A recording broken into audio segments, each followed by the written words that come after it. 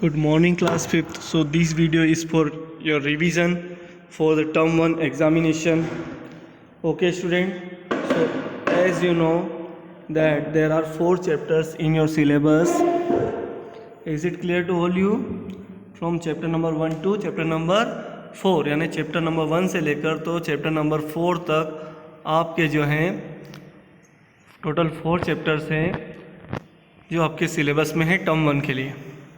So today we are going to do their revision with this video, okay, with the help of this video. So student, as I have been sent to you sample paper, okay, sample paper I hope आपके पास आ चुका होगा. यानी sample paper क्या है, according to that sample paper यानी उस sample paper जैसा ही आपका पेपर का पैटर्न रहेगा. यानी आपके उसमें जो है 3 ट्रू फॉल्स रहेंगे, 3 1 वर्ड रहेंगे, 5 टिक द करेक्ट रहेंगे और 3 to 5 क्वेश्चंस रहेंगे जिनमें से आपको 3 क्वेश्चंस अटेम्प्ट करना है. ओके, अब यहाँ पर जो बेसिक जो आपके लिए मेन इन्फॉर्मेशन मैं देना चाहूँगा कि आपको जो क्वेश्चन है उनका फॉर्मेशन बदल के भी आया है. आई मीन जैसे कोई फिल इन द ब्लैंक्स है तो वो 1 वर्ड के फॉर्म में आ सकता है, कोई टिक द करेक्ट है तो वो फिल इन द ब्लैंक्स के फॉर्म में आ सकता है, यानी वो चेंज होकर आ सकता है. आप एज इट इज़ जो है मगिंग अप करके नहीं, यानी रट के नहीं आना है, समझ के सोच के लर्न करके अच्छे से आना है ताकि क्वेश्चन कैसे भी पूछा जाए डायरेक्टली और indirectly you have to give the answer. आपको answer you have to be able to give the answer. आप क्वेश्चन का आंसर देने के लायक रहें, यानी उसके योग्य होने चाहिए, ये आपको आना चाहिए. नहीं तो ये नहीं कि ये तो करवाया नहीं सर आपने, ये तो आपने बताया ही नहीं है, फिर वो ऐसे सिली क्वेश्चंस आप क्रिएट करेंगे. Okay, so I don't want any kind of excuse. Okay, whatever will be appear in your paper I have been sold already. जो भी आपके पेपर में आएगा वो मैं आपको बता चुका हूँ. वो कुछ भी आपके सिलेबस से उन चैप्टर से बाहर नहीं है जो मैंने करवाए हैं. ठीक है, सो लेट्स स्टार्ट नाउ. देखिए चैप्टर 1 से बुक एक्सरसाइज है. Raman went to his ancestral. Raman कौन से विलेज गया था, किसके विलेज गया था? वो अपने एंसेस्ट्रल विलेज यानी अपने पूर्वजों के गांव गया था, अपने पैतृक गांव गया था. पूर्वजों का गांव यानी आपके फादर के फादर के फादर के ग्रैंडफादर के फादर या उनके ग्रैंडफादर उनके ऐसे, उसको बोलते हैं एंसेस्ट्रल विलेज. ठीक है, जहाँ से हमारी जेनेलॉजी स्टार्ट होती है यानी फैमिली हिस्ट्री स्टार्ट होती है. सेकंड क्वेश्चन है who was excited for his visit. ये अपनी विजिट को लेकर खुश था. कौन भी खुश था? सौरभ खुश था. ठीक है, इसके बाद थर्ड है Raman's great grandfather and great grand mother from generation. Raman के ग्रेट ग्रैंडफादर ग्रैंड मदर कौन सी जनरेशन के हैं? तो फर्स्ट जनरेशन के हैं. ठीक है, सेकंड जनरेशन उसके mummy papa, third generation Raman खुद. चलिए अब फिल इन द ब्लैंक्स है our grandparents uncles aunts and cousins from our. हमारे ग्रैंड पेरेंट अंकल आंट और कजिन मिलकर क्या बनाते हैं? कौन सी फैमिली बना देते हैं? अंकल आंटी सब मिल जाते तो extended family.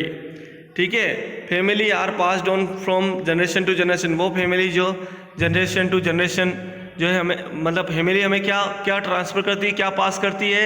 Generation to generation trades यानी उनके जो फीचर्स होते हैं, स्किल्स होती है, वो हमें ट्रांसफ़र करती है.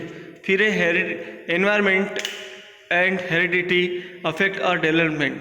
एनवायरनमेंट के साथ साथ यानी पर्यावरण जहाँ हम रहते हैं वो जगह, उसके आसपास क्या क्या है, उसके अलावा वो तो हमें अफेक्ट करता ही है, साथ ही साथ हमें और क्या अफेक्ट करता है?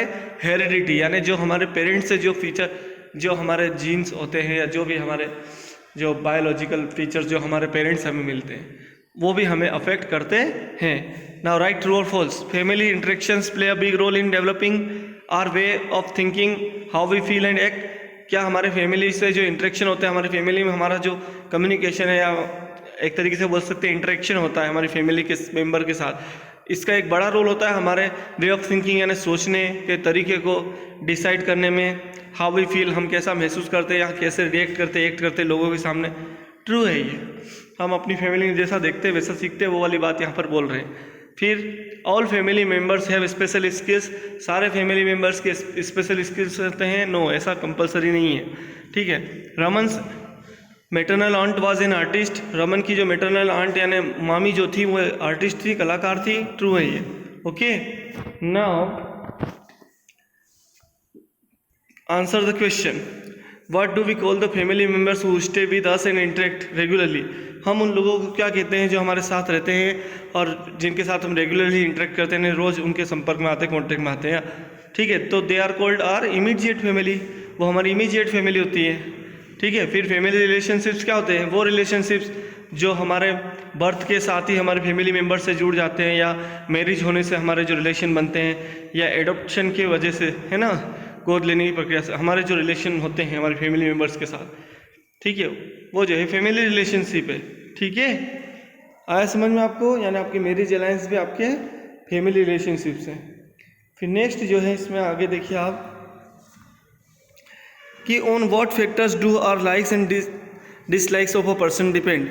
किस बात पर किसी पर्सन के लाइक्स और डिसलाइक में उसकी पसंद और नापसंद डिपेंड करती है? तो दे आर इनबोर्न, यानी कि उसका जन्म कहाँ पर हुआ है। लर्नेड फ्रॉम फैमिली, यानी उसने फैमिली से क्या सीखा है। And some are based on our culture, और कुछ हमारे कल्चर, ट्रेडिशन और क्लाइमेट पर डिपेंड करते हैं कि हम कौन सी चीज़ें पसंद करेंगे, कौन सी चीज़ें पसंद नहीं करेंगे, चाहे वो फूडिंग की बात हो, चाहे ड्रेसिंग की बात हो, या और कोई बात हो, स्पोर्ट्स हो सकता है, कुछ भी हो सकता है। Why is family the most important factor for our overall development? Family हमारे ओवरऑल डेवलपमेंट के लिए क्यों जरूरी है? क्यों जरूरी फैमिली का होना? अगर फैमिली नहीं होगी तो क्या हम नहीं रह पाएंगे? क्या मतलब क्या इफेक्ट होगा अगर फैमिली में हम नहीं रहेंगे तो?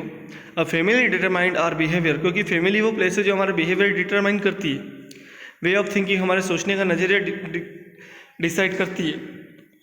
वैल्यूज़, हमारे क्या मैंने परसेप्शन होगी, वैल्यूज़ होंगे, मूल्य होंगे इन हिंदी, एंड ट्रेड्स होंगे, ये सब कौन और डिसाइड करता है? हमारी फैमिली डिसाइड करती है। और ये सारी चीज़ें हमारे ओवरऑल डेवलपमेंट के लिए रिस्पॉन्सिबल है। And a good human being, और एक अच्छा इंसान बनने में हमारी मदद कौन करता है? हमारी family. Being that's why family is the most important factor for overall development. इसलिए हम कह सकते हैं कि फैमिली जो है हमारे सर्वांगीण विकास के लिए बहुत ज़रूरी है, ओवरऑल डेवलपमेंट के लिए, ऑलराउंड डेवलपमेंट के लिए, चहुमुखी विकास के लिए बहुत ज़रूरी है। हमें फैमिली में रहना चाहिए। यानी आप सोचिए, अगर आप बचपन में कोई बच्चा है, आपने साइंस के स्टोरीज पढ़े हो ना, एक्सपेरिमेंट के, जैसे किसी बच्चे को मोगली था ना, मोगली, उसको जंगल में छोड़ दिया गया था, तो उसने जानवर से बातचीत करना ये सब सीख लिया था। एडॉप्शन हुआ ना उसमें। तो अगर आपको फैमिली में नहीं रखा जाएगा किसी दूसरे प्लेस, तो आप वैसे एडॉप्शन आप में होंगे, वैसी चीज़ें आप सीख जाएंगे। इसलिए, और हम फैमिली वो प्लेस है जहाँ पर सारे फैमिली मेम्बर्स होते हैं, उनका एक मोटिव होता है, एक सिस्टमेटिक वे में फैमिली रन करती, तो वहाँ पर एक सिस्टम वर्क करता है ना, जो हमें सोशल स्किल्स के लिए प्रमोट करता है। तो ये सारी चीज़ें हमें फैमिली से ही आ सकती है कि हम एक सोशल पर्सन बने, हम एक सोशल ह्यूमन बने, सोसाइटी का ह्यूमन बन के सामने आए, ये हमें फैमिली ही सिखाती है, ठीक है। चलिए नेक्स्ट आपका चैप्टर नंबर 2 है, fill in the blanks from this. Our family is as a we stay together. हमारी फैमिली जो है वो क्या है? एक तरीके से कम्युनिटी है, क्योंकि हम यहाँ पर एक साथ रहते हैं, और कम्युनिटी वही प्लेस है जहाँ बहुत सारे लोग एक साथ रहते हैं और एक दूसरे की हेल्प करते हो अलग अलग तरीके से। Queen ants are than other ants. Queen ants क्या होती हैं? दूसरी एंड से बिगर होती हैं, बड़ी होती हैं। वर्कर एंड्स क्या करती है? ये टेक केयर ऑफ एग्स, या अंडों की देखभाल करती है, ठीक है। Worker ants take care of eggs and queen ants are bigger than other ants, ठीक है। और family is a community as we stay together. Now people in neighbourhood share some facilities like, लोग जो है नेबरहुड यानी अपने आस पड़ोस में क्या शेयर करते हैं? एक रोड को शेयर करते हैं, रोड एंड पार्क्स।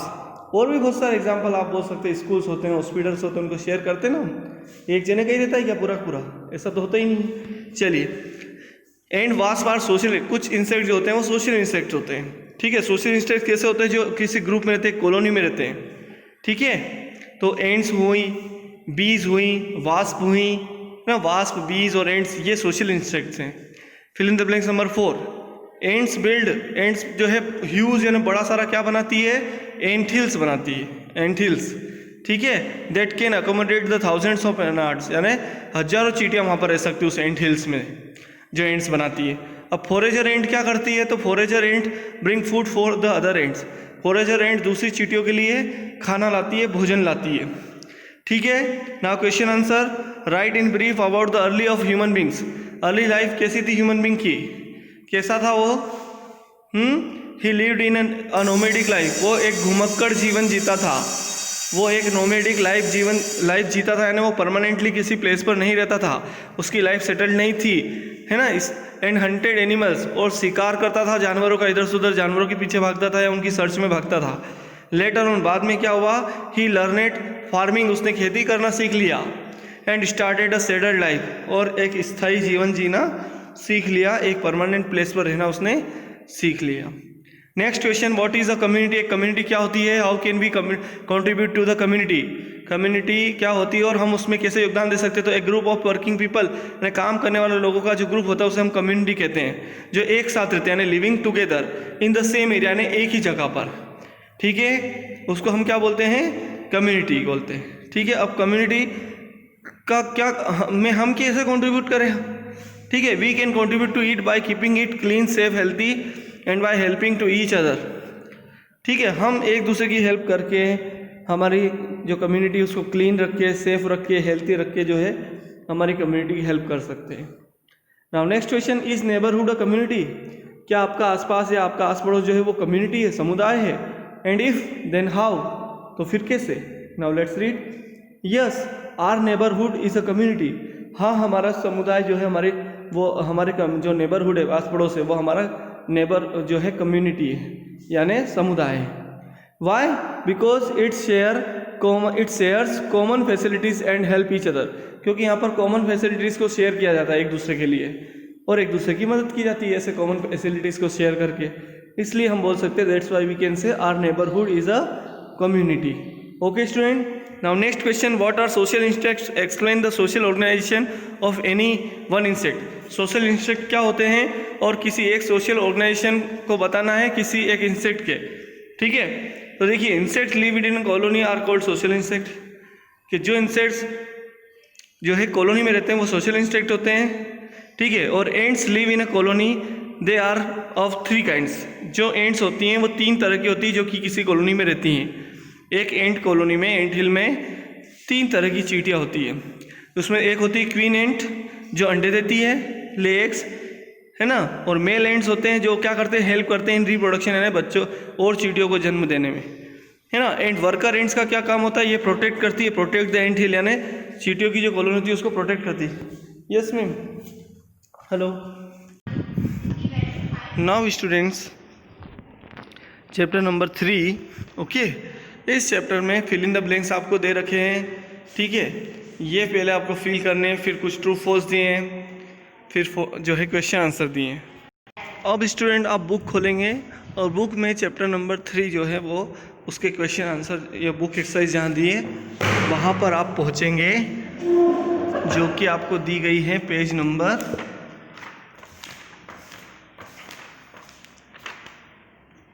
23 पर, पेज नंबर 23 पर ये है, मैं पढ़ रहा हूँ आंसर मेरे सामने, आप जो है बुक से पहले क्वेश्चन भी देखते जाएंगे पेज नंबर 23 से। वीडियो को पॉज कर दीजिए, भले ही आराम से किताब आप ओपन कर लीजिए बुक, उसके बाद क्वेश्चन आप बुक से पढ़ेंगे, आंसर मैं यहाँ से बोल रहा हूँ, आप आंसर भी देखेंगे, आपके पास लिखे हुए हैं।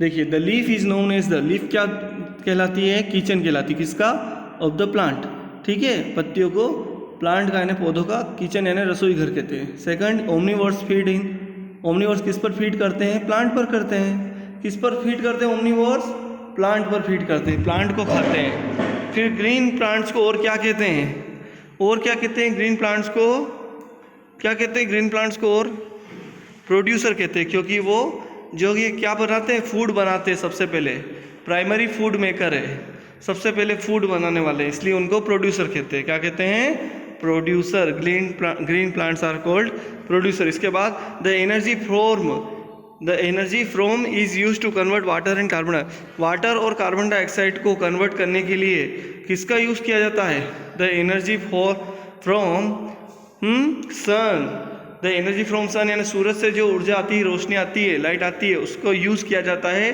To convert water and carbon dioxide को, वाटर और कार्बन डाइऑक्साइड को बदलने के लिए।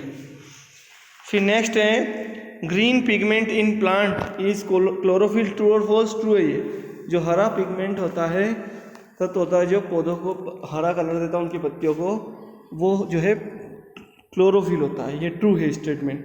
सेकंड है non green plants can make their own food, क्या नॉन ग्रीन प्लांट्स अपना खुद का फूड बना सकते हैं, आंसर इज फॉल्स, नहीं बना सकते हैं वो, ग्रीन प्लांट्स में ही फूड बनता है। फिर है dog and bear are example of herbivores. क्या डॉग और बियर यानी कुत्ते और भालू जो है वो हर्बीवोर्स यानी शाकाहारियों की एग्जाम्पल हैं, शाकाहारियों की श्रेणी में आते हैं, यानी ग्रास ईटर है वो, plant and plant products eater हैं। तो ये जो है वो क्या है, ये फॉल्स है, क्योंकि डॉग्स और बियर जो होते हैं वो एक तरीके से जो है ओमनीवोर्स के उसके में आ जाते हैं। ये फ्लैश ईटर भी है, मांस भी खा जाते हैं, इसलिए ये हर्बीवोर्स नहीं हो सकते हैं। ठीक है, नेक्स्ट क्वेश्चन है define photosynthesis. How does a leaf get all the raw material for photosynthesis. Photosynthesis क्या होता है? तो फोटोसिंथेसिस तो है sir food making process in plants. ये वो प्रोसेस है जिसके थ्रू प्लांट्स अपनी जो है फूड बनाते हैं with water, carbon dioxide and sunlight. Chlorophyll, water, carbon dioxide और क्लोरोफिल तीनों की प्रेजेंस से जो है, तीनों की हेल्प से, वाटर जो कि वो जड़ों के थ्रू लेते हैं, कार्बन डाइऑक्साइड, ठीक है, और जो है क्लोरोफिल, इन तीनों की हेल्प से जो है सूरज की रोशनी में ये जो है अपना फूड बनाते हैं। इस प्रोसेस को हम क्या बोलते हैं? फोटोसिंथेसिस बोलते हैं। दूसरा है, नेक्स्ट है green plants are considered as producers. Green plants को प्रोड्यूसर्स क्यों कहते हैं? आपको बताना है आंसर। तो green plants produce their own food through a process called photosynthesis. Green plant photosynthesis के थ्रू अपने खुद का फूड बनाते हैं, that is why they are called producer, इसलिए उनको प्रोड्यूसर कहा गया है। ठीक है, all other animals depend on green plant directly और इनडायरेक्टली थ्रू फूड। जबकि दूसरे जितने भी एनिमल्स होते हैं वो या तो सीधे सीधे या जो है अप्रत्यक्ष रूप से, यानी डायरेक्टली या इनडायरेक्टली वो जो है ग्रीन प्लांट पर डिपेंड करते हैं अपने फूड के लिए। नेक्स्ट क्वेश्चन है व्हाट आर डीकम्पोजर्स। डीकम्पोजर्स क्या होते हैं? How are they different from scavengers, और वो स्कैवेंजर से कैसे अलग होते हैं? तो डीकम्पोजर्स जो होते हैं वो बैक्टीरिया होते हैं एक तरीके से, या फंगी होते हैं, that feed on dead animals and plant, जो मरे हुए जानवरों या जो है पौधों को जो है खाते हैं, उनके रिमेन्स को खाते हैं। दे ब्रेक डाउन, उनको तोड़ देते हैं, the complex remains of plants and animals into minerals and nutrients, और उनको मिनरल्स और न्यूट्रिएंट्स में बदल देते हैं उन ब्रेक डाउन पार्टिकल्स को। ठीक है, किसके? Dead remains of plants and animals के। ठीक है, ओके। और ये स्कैवेंजर से कैसे अलग है? तो स्कैवेंजर जो होते हैं वो डीड एनिमल्स को खाते हैं, feed on dead animals, whereas decomposer break them down into minerals and nutrient. Decomposers are the last step of every food chain. सीधी सी बात है कि स्कैवेंजर्स जो होते हैं वो खाते तो हैं डीड एनिमल्स को, बट वो उनको ब्रेक डाउन नहीं करते, they do not break down to all them. Okay, is it clear to you? Yes. Now next chapter 4, in this student it is written that tick the correct answer. organism living in water are, ऐसे organism जो water में थे उनको हम क्या बोलते हैं? They are known as aquatic organism. Aquatic यानी जली, जो पानी में रहते हैं। Now the second tick the correct is duckweed. Duckweed क्या है? ये फ्री फ्लोटिंग है या सबमर्ज्ड है या फिक्स्ड है? तो ये फ्री फ्लोटिंग प्लांट है, पूर्ण तरीके से अपने आप। ड्यूक्विड जो प्लांट होता है वो पानी के ऊपर तैरता है, सबमर्ज्ड यानी आधा डूबा हुआ है। ठीक है, तो ये ड्यूक्विड जो है फ्री फ्लोटिंग प्लांट है, फ्री फ्लोटिंग एक्वेटिक प्लांट हम बोल सकते हैं। फिर can live on both land and water. तो कौन? फिश तो लैंड पर मर जाएगी सर। तो लार्वा जो है या एम्फीबियन होते हैं, जैसे मेंढक होता है, ये स्नेक है, ये एम्फीबियन है, ये पानी में भी जिंदा रह सकते हैं और जमीन पर भी जिंदा रख सकते हैं। तो so we can say organism who can live on both land and water are called amphibians. उनको हम क्या बोलते हैं? Amphibians. They are called amphibians. ठीक है, ये था आपका थर्ड वाला। ठीक है, फोर्थ है आपका mosquito in the second stage. Mosquito जो है सेकंड स्टेज में जो है उसको क्या कहते हैं? लार्वा कहते हैं। क्या कहते हैं? लार्वा कहते हैं। और तो पहली स्टेज में क्या कहते हैं? प्यूपा। सॉरी, पहली में एग होता है, दूसरे में लार्वा, फर्स्ट में एग, सेकंड में लार्वा, थर्ड में प्यूपा। तो आपको जो है लार्वा पे टिक करना है। जो सेकंड स्टेज होती है मॉस्किटो की, that is known as larva. Okay, now first question is true false are there. The first one is fill in the blanks. पहले फिल इन द ब्लैंक्स देखें, बी वाला। Plants are rooted to the floor of a water body and remain under water. ऐसे plant जिनकी जड़ें floor तक जाती है, यानी समुद्र के पानी के नीचे तल तक जाती है और जो है वो क्या कर देते हैं, to the floor of a water body and remain under water, पानी के अंदर रहते हैं, ऐसे प्लांट को हम क्या बोलते हैं, सबमर्ज्ड, पानी के अंदर दिखाई देने वाले पौधे जिनकी जड़ें पानी के नीचे तल से ही शुरू होती है, जहाँ से पानी शुरू होता है। ठीक है, ऐसे प्लांट्स को हम बोलते हैं सबमर्ज्ड प्लांट्स। फिर दूसरा आता है most of aquatic insects are found in. ज़्यादातर एक्वेटिक इंसेक्ट कहाँ पर पाए जाते हैं, कहाँ पाए जाते हैं, फ्रेश वाटर में, ताजे पानी में ही एक्वेटिक इंसेक्ट यानी जली कीट पतंगे मिलती हैं।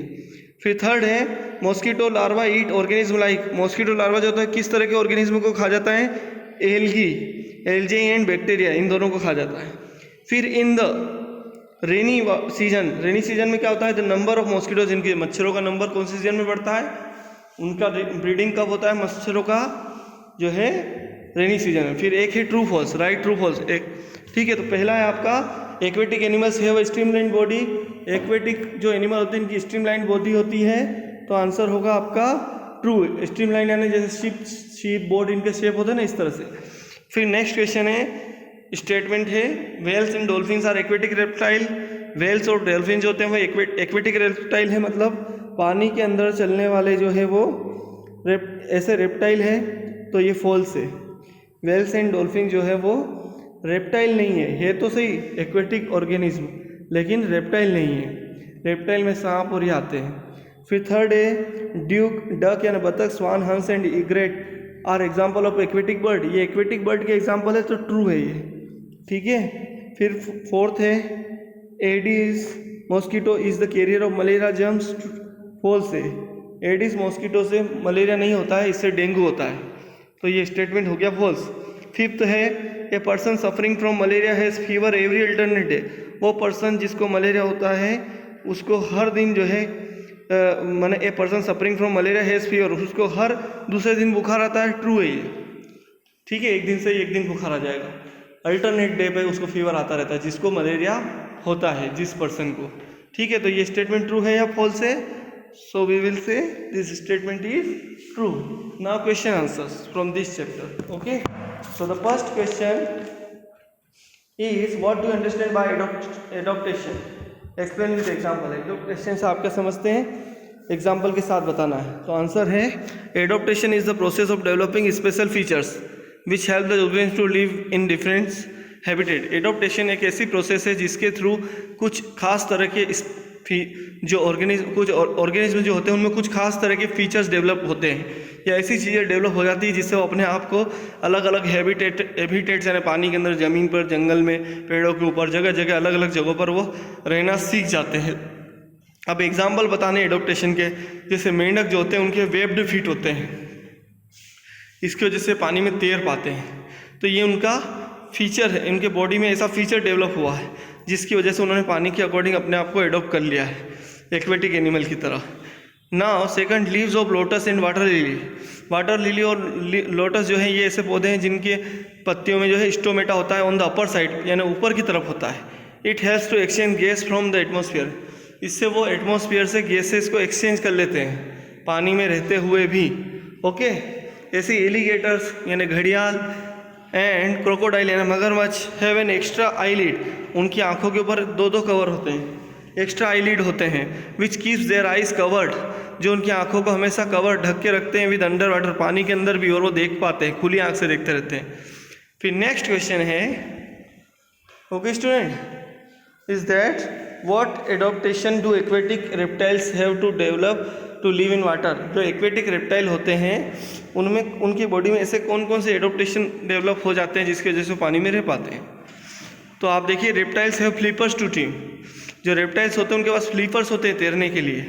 They have a special muscle, उनके पास एक खास तरह की मस्कुलर बॉडी होती है इन देयर नोज, उनकी नोज के अंदर, विच kept the nose covers while in water, जो उनकी नोज को जब वो पानी में जाते हैं तो ढक के रखती है ताकि उनकी नोज में पानी नहीं घुसे। ठीक है, ऐसा, और जब उन्हें सांस लेना होती है तो वो ऊपर की तरफ आ जाते हैं। फिर नेक्स्ट क्वेश्चन है आपका, explain the life cycle of mosquito. Mosquito का लाइफ साइकिल आपको समझाना है। तो मॉस्किटो की लाइफ साइकिल में सबसे पहले एक मच्छर अंडा देता है, फिर उस अंडे से लार्वा बनेगा, लार्वे से प्यूपा, प्यूपा से फिर वो एक एडल्ट मॉस्किटो में डेवलप हो जाता है। और adult female mosquito eggs is stagnant water, ठीक है। एक एडल्ट फीमेल मॉस्किटो क्या करेगी, स्टेगनेंट वाटर यानी गंदे पानी में, दूषित पानी में जो है वो क्या करेगी, लेज एग यानी अंडे। तो स्टेगनेंट वाटर में जो है मॉस्किटो जो है क्या करती है, एडल्ट फीमेल मॉस्किटो जो है मच्छर वो जो है अपने अंडे देती है।